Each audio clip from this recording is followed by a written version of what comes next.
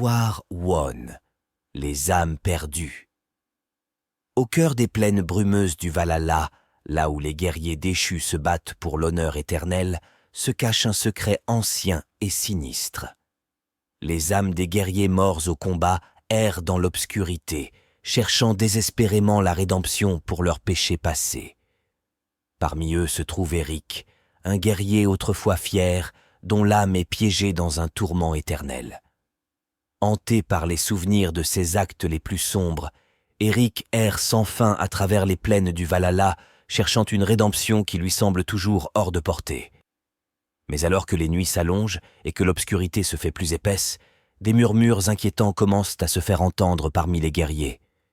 Des ombres mouvantes glissent furtivement dans les coins, et des visions horrifiantes hantent les rêves des combattants fatigués. Eric se retrouve bientôt pris au piège dans un cauchemar vivant, traqué par des forces surnaturelles dont il ne comprend pas l'origine. Les guerriers du Valhalla se regroupent pour affronter cette menace mystérieuse, mais plus ils creusent, plus ils découvrent des secrets terrifiants enfouis depuis longtemps. Alors qu'ils se battent pour leur survie, Eric réalise que la clé de sa rédemption réside dans la confrontation de ses propres démons intérieurs. Mais le prix de la vérité pourrait être bien plus élevé que ce qu'il est prêt à payer, et le Valhalla lui-même pourrait se révéler être un piège mortel. Histoire 2. Le pacte des dieux. Au sommet de la montagne la plus haute du Valhalla se dresse un temple oublié depuis des siècles. 6 murs de pierre ancienne présagent les cicatrices du temps, témoins silencieux des événements qui s'y sont déroulés. Peu osent s'aventurer dans ces lieux maudits, car ceux qui le font risquent de rencontrer le destin le plus sinistre. Ragnar, un guerrier réputé pour sa bravoure et son ambition dévorante, entend parler du temple parmi les murmures des vents du Nord. Intrigué par les récits de pouvoirs anciens et de richesses incommensurables qui se cachent à l'intérieur, il décide de s'y aventurer. Guidé par une force inconnue, Ragnar franchit les portes du temple et pénètre dans ses profondeurs obscures. À mesure qu'il avance, une sensation de malaise s'empare de lui, mais sa soif de pouvoir l'empêche de faire demi-tour. Il se dirige vers l'autel antique au cœur du temple, où les ombres dansent et murmurent des promesses de grandeur éternelle. C'est là que Ragnar rencontre l'entité sinistre qui réside dans le temple, une force ancienne et impénétrable qui se nourrit du désespoir et de la folie des mortels. Elle, lui, de Ragnar, aveuglé par l'ambition et la soif de pouvoir, accepte à contre-cœur le pacte des dieux, ignorant les avertissements de ceux qui l'ont mis en garde contre les conséquences de ses actions. Mais bientôt, il découvre que le prix de sa trahison est bien plus élevé que ce qu'il n'avait jamais imaginé. Alors que les ténèbres se referment autour de lui, Ragnar réalise avec horreur qu'il a vendu son âme pour un pouvoir éphémère et illusoire. Les dieux, offensés par son arrogance et sa désobéissance, le condamnent à une éternité de tourments et de souffrances, emprisonné dans les profondeurs du temple maudit. Ainsi se termine l'histoire du pacte des dieux. Histoire 3, la malédiction des Valkyries. Dans les cieux tumultueux du Valhalla, là où les Valkyries veillent sur les âmes des guerriers tombés au combat, une malédiction ancienne menace de plonger le royaume dans les ténèbres éternelles.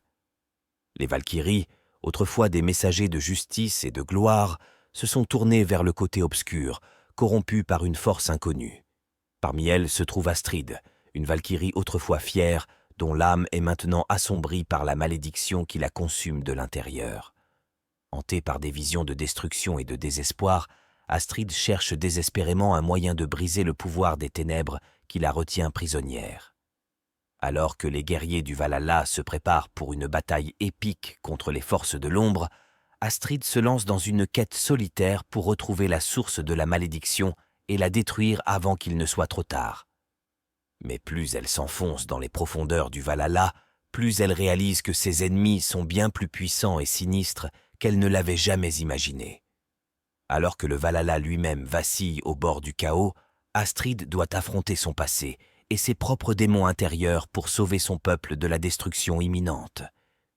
Mais dans un royaume où même les dieux peuvent être corrompus, le destin d'Astrid reste incertain et le prix de la victoire pourrait être plus élevé que ce qu'elle est prête à payer.